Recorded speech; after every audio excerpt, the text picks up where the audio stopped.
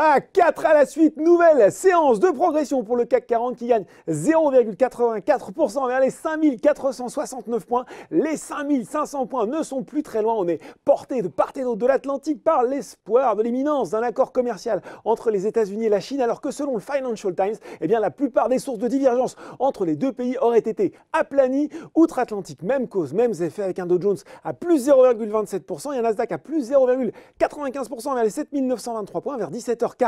On a toutefois été un petit peu déçu par l'enquête ADP. 129 000 emplois ont été créés aux États-Unis en mars, un chiffre inférieur à la prévision moyenne des analystes. On était à plus 170 000 et pour mémoire, c'était 197 000 en février. On verra ce que ça donne vendredi pour les chiffres officiels de l'emploi américain. Sur le marché français, pas de surprise. Qui dit espoir d'accord commercial dit semi-conducteur en hausse. ST Micro est en tête du CAC 40. Là aussi, sans surprise, les équipementiers auto accélèrent, comme Valeo, Forcia ou Plastic Omnium. Ça monte aussi pour les minières ArcelorMittal ou Eramet.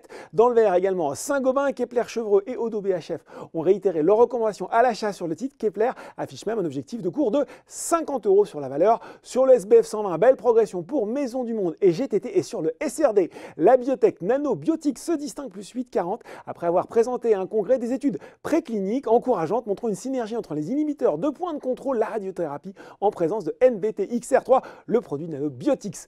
Peu de baisses marquantes aujourd'hui sur la cote, à l'exception de Casino. Resté dans les rayons, la faute à Moody's. L'agence a abaissé la note de crédit du groupe de BA1 à BA3 avec perspective négative. Le distributeur s'est toutefois voulu rassurant, affirmant que cette dégradation n'aurait pas d'impact sur la disponibilité ou le coût de ses ressources financières. Dommage collatéral, un rallye aussi recule de 3,21%. Vallourec, BIC et Technip FMC constituent les autres plus fortes baisses du SBF 120.